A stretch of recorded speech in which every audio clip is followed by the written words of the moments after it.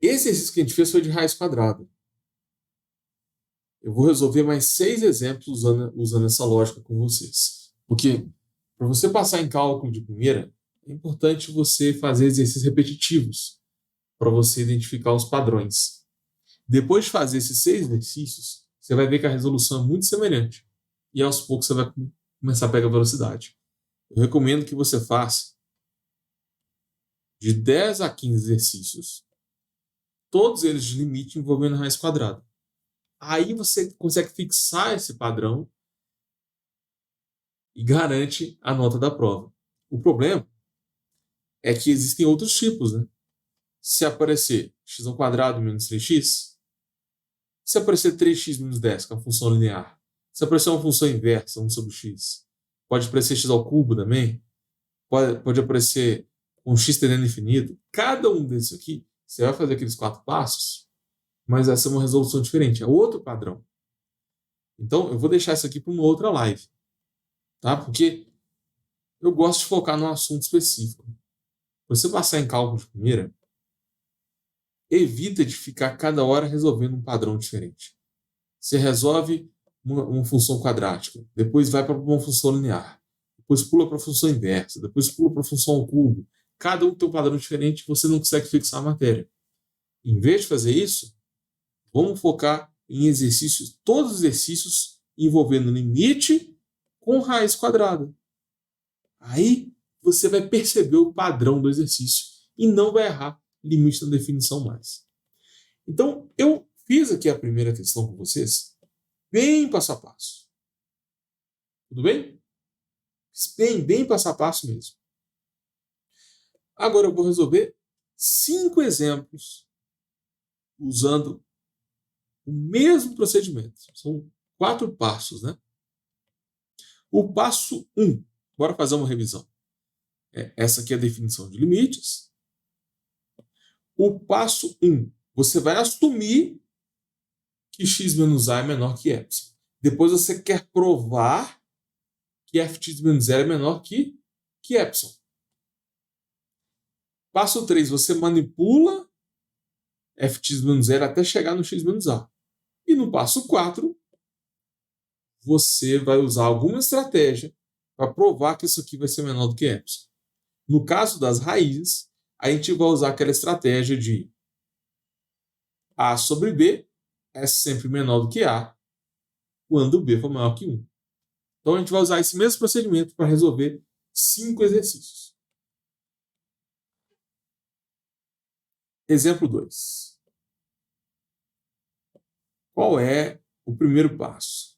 Vamos lá. Limite quando x tende a 10 da raiz de 10x. Resolve esse limite.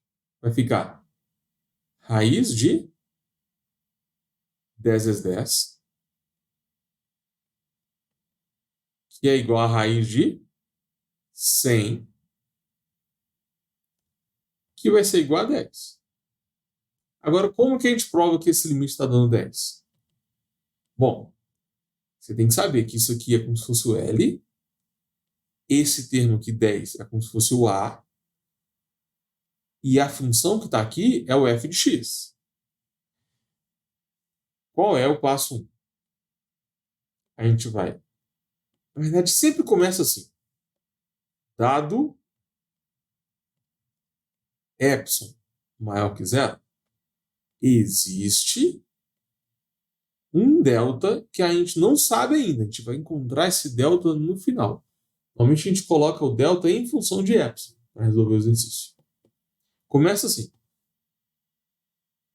Primeiro, vamos assumir que x menos a está entre 0 e delta. Quem é o a do exercício? O a é 10. Então vamos assumir que x menos 10 está entre 0 e delta. Essa lógica aqui, ó, essa informação a gente vai usar lá no final. Passo 2. O que a gente quer provar? Nós vamos provar essa segunda parte. Eu quero provar que f de x menos L é menor que epsilon. Então é só substituir. Quem é o f de x nesse caso? O f de x deu raiz de x, né? Então eu tenho módulo da raiz de x menos L. O L, nesse caso, está dando 10. Então vai ficar raiz de x menos 10. E a gente quer provar que isso aqui é menor do que epsilon. Para fazer isso, a gente vai para o passo 3. O passo 3 é você manipular isso aqui com o objetivo de encontrar o passo 1, que é o x menos 10. A gente vai manipular isso aqui até encontrar o x menos 10. Esse é o padrão. Beleza? Para você passar em cálculo primeiro, você tem que lembrar qual é o seu objetivo, né?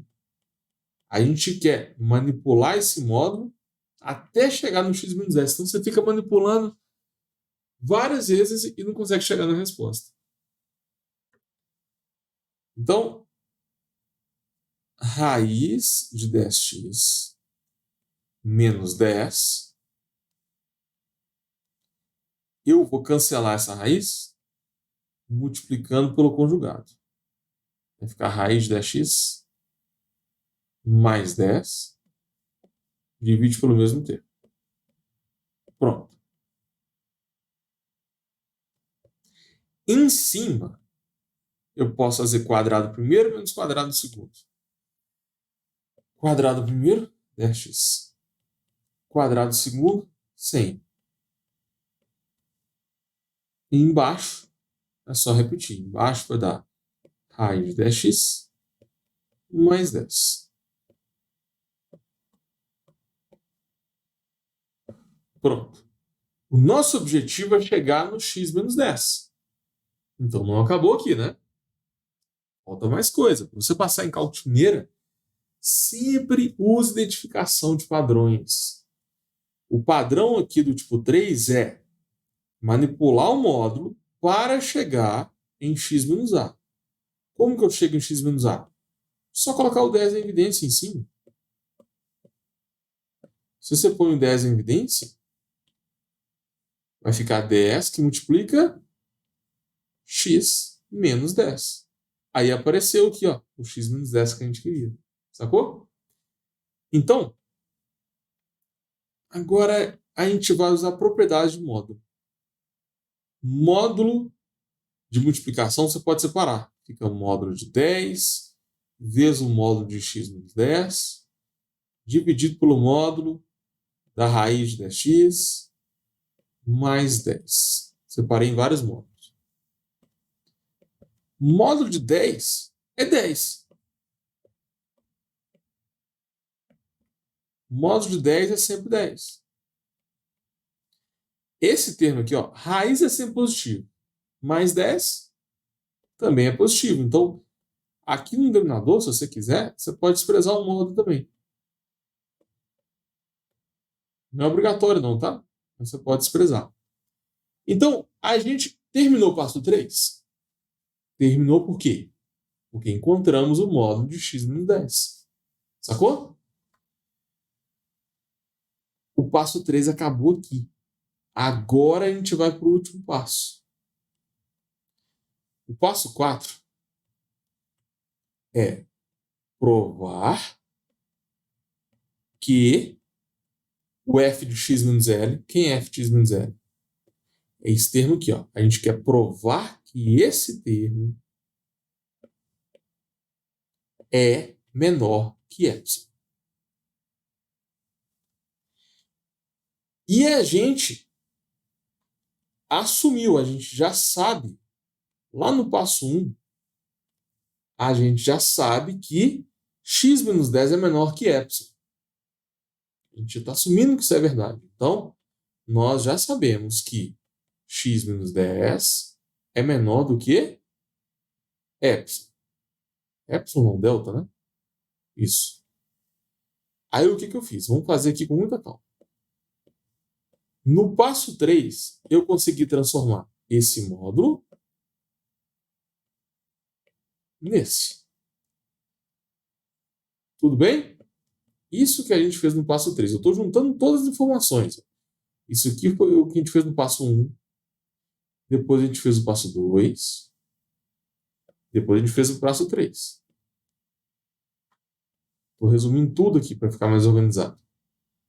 Agora, a gente tem que provar que isso aqui é menor do que epsilon. Então é o seguinte.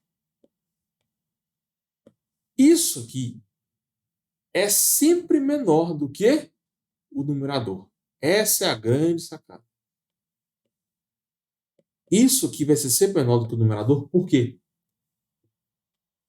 Porque esse termo aqui é maior do que 1.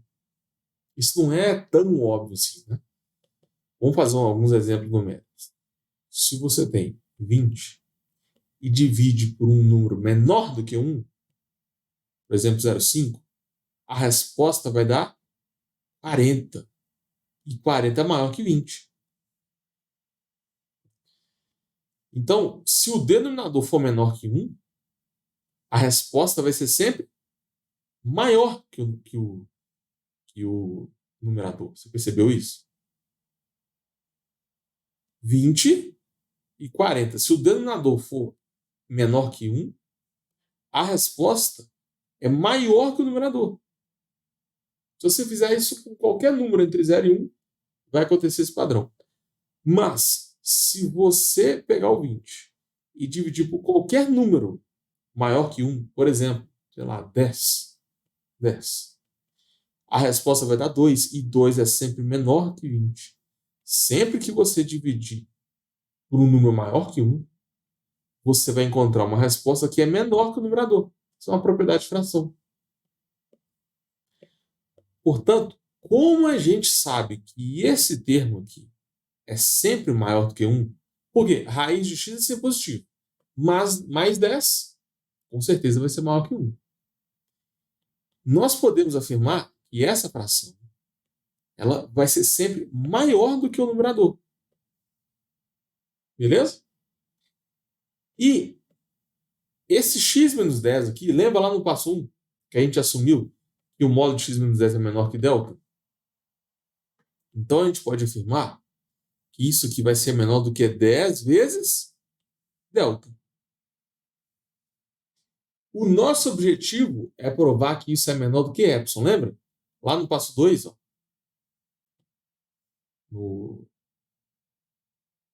nesse passo aqui eu troquei o número dos passos, né? Peraí. Primeiro você assume que é menor, depois esse é o passo 2. O passo 1, você assume que x menos 10 é menor que delta. O passo 2, você lembra qual é o nosso objetivo, o que você está querendo provar. Beleza. Então, isso aqui tem que ser menor do que epsilon. Para finalizar, é só você chamar 10 delta de epsilon. O exercício está feito. 10 delta é igual a epsilon. Quem é delta? Epsilon sobre 10. Essa é a resposta. Lembra lá no início do exercício que a gente começou assim, ó, dado epsilon maior que 0, existe um delta. A gente não sabe qual é o valor desse delta, né? A gente descobre só no final. Por isso que esse exercício ele é mais avançado. Você tem que fazer de trás para frente. Então, bora resumir tudo que a gente fez. Dado epsilon maior que 0, existe um delta. Só que agora a gente sabe qual é o delta. Existe um delta igual a epsilon sobre 10, que vai fazer com que x menos... qual que é o A mesmo? X menos 10, que vai fazer com que x menos 10 esteja entre 0 e epsilon entre 0 e delta. Sempre que isso aqui acontecer, o f de x menos L, que é raiz de x menos 10, né? Raiz de 10x menos 10 vai ser sempre menor do que epsilon. Então, conseguimos demonstrar o exercício. Isso aqui é a prova de que o limite, quando x tende a 10 da raiz de 10x, é igual a 100. Fechou, galera? Dica para você acertar limite na definição. Sempre faz exercício de trás para frente. Você, na definição, você assume que existe um epsilon maior que zero e depois você define um delta. Mas esse delta você só consegue descobrir depois de fazer as contas.